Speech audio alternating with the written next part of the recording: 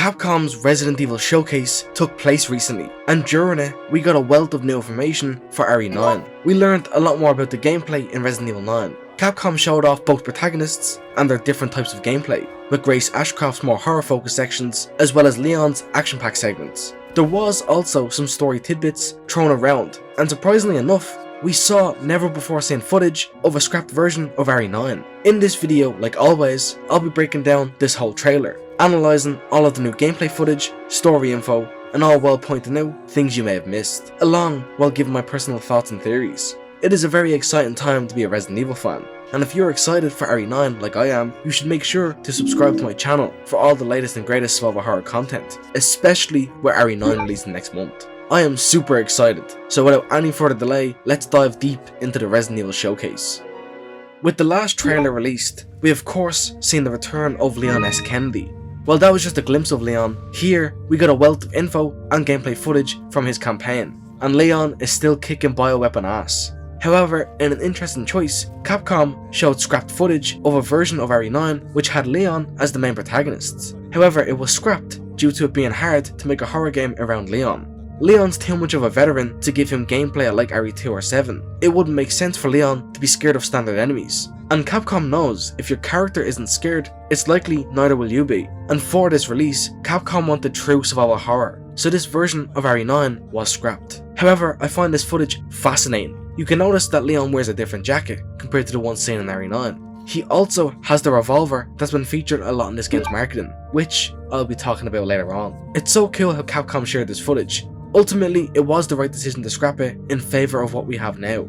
Straight on from that, we got a juicy amount of gameplay footage of Leon slaying zombies. And not to freak out or anything, but this is some of the coolest, most insane looking gameplay we have seen in the Resident Evil franchise. Leon's gameplay follows on the blueprint laid out by RE4 Remake. Leon is able to shoot zombies in certain areas of the body to stagger them, in order to follow up with melee attacks. However, this system here is much evolved on from RE4 Remake. When meleeing an enemy, if certain parts of the environment are close enough, Leon will utilise them in his fighting. For example here, Leon kicks a zombie into this locker, and then proceeds to kick its face against it until it explodes. There is other examples of this here, but I absolutely love this reactive feature. It brings new elements to the gameplay, allowing players more versatility can make gameplay way more exciting. And this seems to me at least very reminiscent or inspired by The Last of Us, as it features a very similar mechanic. Also evolved on from Resident Evil 4 is how zombies react to damage. After playing through enough of RE4, you will begin to notice how there is very dead set animations for hitting enemies in certain areas, such as legs, head and so on.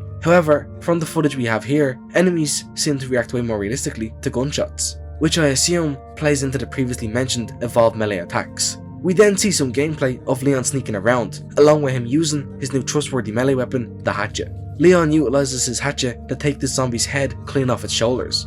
We can also see Leon use a new weapon for this game, a short barreled shotgun. And in this footage, you can also notice that Leon seemingly loses his jacket like in Resident Evil 4, with him now sporting this awesome shirt and tactical gear setup.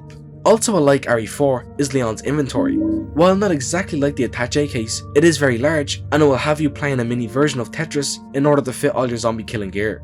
Speaking of zombies, Capcom briefed us on the infected we'll be fighting all throughout RE9, and it's something new for the franchise but also very classic. We are finally returning to standard zombies for this infection. However, in an interesting twist, enemies can retain traits or habits from when they weren't infected. Of the examples here, we see this butcher zombie still chopping up meat, or a janitor washing a mirror despite being heavily infected. One example I like specifically is how this one zombie seems to switch the lights in an area off and then break the switch. Not only are these cool details in the creatures, but they also seem to play into gameplay. Zombies throughout the trailer are seen to retain certain speech patterns and phrases. Enemies are also able to wield weapons, such as chainsaws or even glass bottles. And while this wasn't pointed out by Capcom specifically, I found for myself that enemies seem to be able to express emotions in some way. I've seen enemies in this footage seem to be smiling, which is truly disturbing. I really find this idea super intriguing. It reminds me of how the infected in The Last of Us also will retain speech and such. Giving the enemies we face a bit more humanity makes killing each and every one of them a bit more taxing on our characters, and I'm sure that'll play into this game's story and the subtitle Requiem. Now we come to a part of RE9 I was keen on hearing more about, and that's its dual protagonist campaign. Resident Evil Requiem is said to be split completely down the middle for both of our protagonists, with each of them getting a fair 50-50 split of the game. For now, I'll continue on with Leon's side of the game. Leon's portion of this game is aimed at fans of the more action-oriented gameplay. Think of the likes of Resident Evil 4 and 8. While still not being too overly action-packed like Resident Evil 5 or 6, Leon is able to parry chainsaws again, because he's Leon. And I did actually wonder, how would Leon repair his hatchet without the merchant being featured? Well, he seems to be able to just pull out a sharpening tool from his pocket and do it on the fly. We also get to see more insane execution moves with guns, and Leon is actually able to pick up the enemy's chainsaw and use it against other infected. We see Leon dish out more environmental melee attacks. However, they don't always result in an instant kill, as we see Leon here kick a zombie into a wall and then need to use his hatchet to finish the job. I next up want to highlight some awesome animation work in this next section. We see Leon here surrounded by enemies. After escaping a grab from one zombie, Leon is staggering to his feet. When aiming in during this animation, Leon actually has an alternate animation which shows him shooting from the hip with one hand. And then he places his second hand on his pistol when he is fully upright. I only point out this small detail because of how much has probably gone into it. Typically in games, when Leon aimed his gun here, he would have broken the first animation of him staggering and just gone straight into the default aiming one. But oh no, not RE9. The attention to detail in this game is off the charts. A not so minor detail here is the incredible gore on display.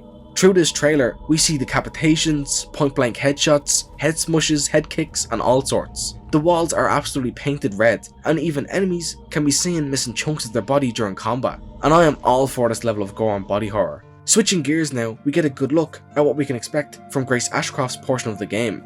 Grace's gameplay is aimed at fans who like truly terrifying survival horror gameplay, akin to the likes of RE2 or 7. Grace's gameplay will see her traversing tight hallways with very limited resources. This will give players the classic Resident Evil dilemma of whether to fight an enemy or run away. From these gameplay sections we've seen, resources seem to be extra tight. Grace is even seen in one section with 0 bullets in her gun. True resource management seems to be present in Grace's section, and I am happy to see it. Capcom finally shared a bit more detail into this revolver we have seen all over this game. Titled the Requiem, this assault revolver will be used by both Grace and Leon. While it has very limited ammo, it packs a heavy punch and will be necessary in getting Grace or Leon out of a jam. Something I didn't expect was Capcom's approach to crafting in this game. For Grace's campaign, she will have to collect zombie blood as a component in various crafting recipes. The crafting itself is built off of the crafting in the likes of RE2. Grace's inventory is also very alike RE2 or 7, with limited spaces to further keep with her campaign's classic survival horror feel. However, using blood to make new items is such a fun choice, especially when those items do this.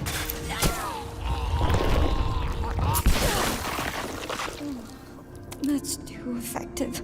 It's been known for a while now that we will be able to choose between first and third person for both of our protagonists, which is an amazing addition. It adds replayability, user customization, and overall, this should be a mainstay in the series when possible. A side note, it is really cool to see Leon in the first person. We then get some info on the game's difficulty options. It features your typical easier mode with aim assist and such, but there is a classic standard mode, which will have Grace needing to find ink ribbons to save her progress. And when hearing this, it put a huge smile on my face. I love this mechanic present in a lot of the older games, and while it seems like it isn't present in Leon's sections, I'm fine with just having it for Grace. Although I've been very positive so far, I do have a potential worry or concern. While I love the idea of this 50-50 campaign split, I am slightly worried as Capcom seems to be trying to satisfy every kind of RE fan. And as someone who enjoys all types of Resident Evil, this is great for me. However, this can heavily backfire if both sections end up half-baked. A jack of all trades is a master of none sort of deal. However, I highly doubt that this is likely, as Capcom is far too great of a studio to let that happen. I'm also concerned as to how the pacing and gameplay will transition from Leon to Grace and vice versa. If the transition isn't smooth, it could really mess up the game's flow and pacing, but I'm sure this is also something Capcom has taken into much consideration, especially considering they stated that both Grace and Leon's story is seamlessly intertwined.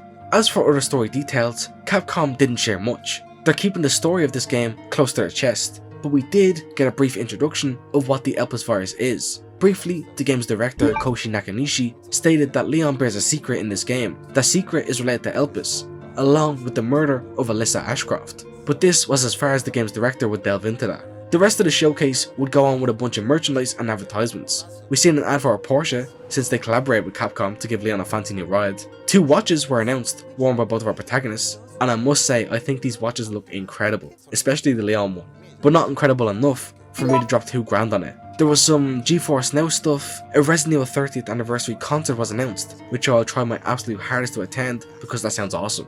There was also some stuff for the Nintendo Switch, and 2 figures announced for both Grace and Leon. Instead of doing a standard collector's edition, Capcom opted to go for 2 single statues that can join together, and I desperately need the Leon one. Capcom also showed what the deluxe edition skins will look like in game. And finally, the showcase ended with a new 30-second trailer. Yeah, not the ending we were expecting, given the fan demand for a gameplay demo. However, this new trailer showed more awesome Leon gameplay, along with a disgusting new creature. Now, that was a lot of info all at once. However, keen-eyed viewers were able to spot a few hidden details, which I want to mention. Early in the showcase, during some of Leon's gameplay, an antique coin item can be seen for a few moments. Some of you may remember these were seen back in RE7, as a way for Ethan to get powerful upgrades on items. It was a sort of pseudo shop system, and with these being present here, and Leon being able to self-repair his weapon, I do sadly believe this could rule out any sort of merchant/shop.